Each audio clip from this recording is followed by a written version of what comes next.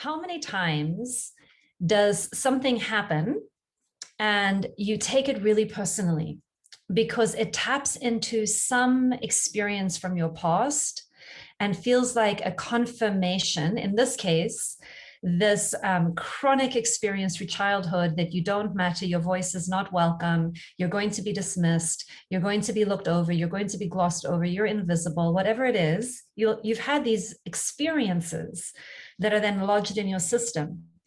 And what happens with that kind of experiencing, any kind of experiencing, is that it sets up a confirmation bias in our mind, and we begin to interpret through that lens. So then what happens is, as the world keeps coming at us, we interpret through the lens of, this is a confirmation of this message, and it can stimulate a lot of pain and suffering, right?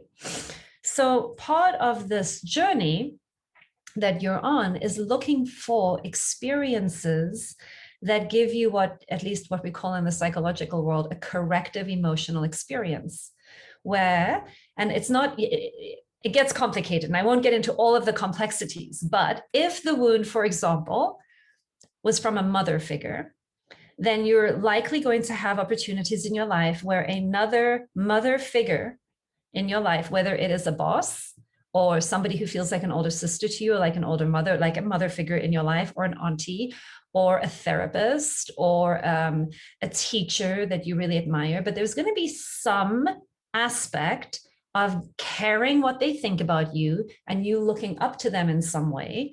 And that person, whoever is going to play that role in your life, is likely to disappoint you in the same way, not meet a need in the same way as what happened as a child.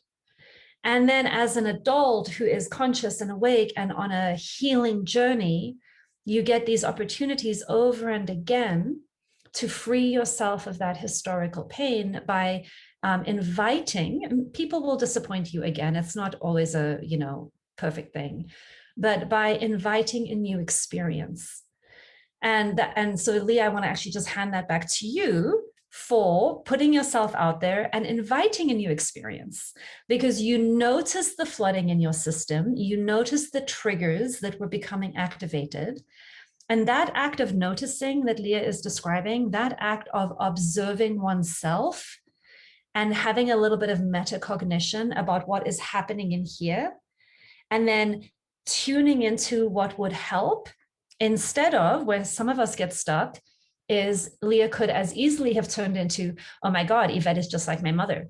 She has no justice and she has no sense of this and that and the next thing. And this is what's wrong with Yvette. And she's just a shitty teacher like everybody else, which by the way is also true. But she chose not to amplify that part of the perception. She chose instead to amplify an awareness of what is getting triggered, and then cultivated courage from the heart center, right? Not just going through the survival, fear-based responses available to her, but from the heart center, had some courage to advocate for yourself and to ask for what you want and to make it known and to be vulnerable. And then, I'm so relieved what I naturally did in that moment actually worked. And then magic happens, right? So I want to put back on you, Leah, the gift to everybody in asking for what it is that you're wanting and taking a risk and doing something different in your own developmental journey. So thank you for sharing all of that. Yeah.